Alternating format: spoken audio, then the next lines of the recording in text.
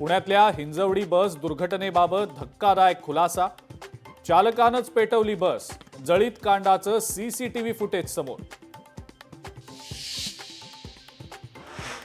दिशा सालियन प्रकरणी सर्व पुरावे दिलेत. सुशांत सिंग राजपूत आणि दिशा सालियन प्रकरणाचा थेट संबंध. लोकशाही मराठीच्या न्यूज प्लॅनेट कार्यक्रमात खासदार नारायण राणेंचा मोठा दावा.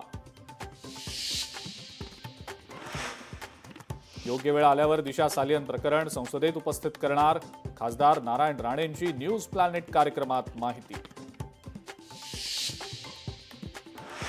दिशा सालियनच्या विषयात तथ्य नाही, खोट्याचा नायटा कराल तर बुमरँग होईल. उद्धव ठाकरेंचा हल्लाबोल. दिशा सालियनच्या वडिलांनंतर आता सुशांत सिंग राजपूतच्या वडिलांचा धक्कादायक दावा.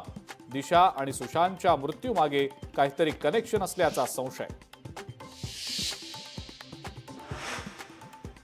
शाळांचं वार्षिक वेळापत्रक सीबीएसई प्रमाणे असणार. राज्यातल्या सर्व शाळा 1 एप्रिलपासून सुरू होणार.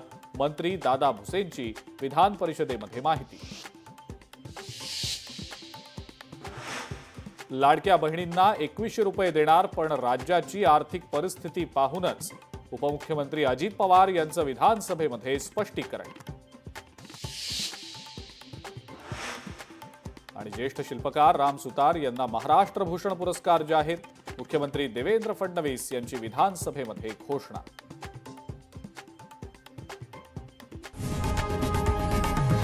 लोकशाही मराठी ऐका, पहा, जागरूक रहा.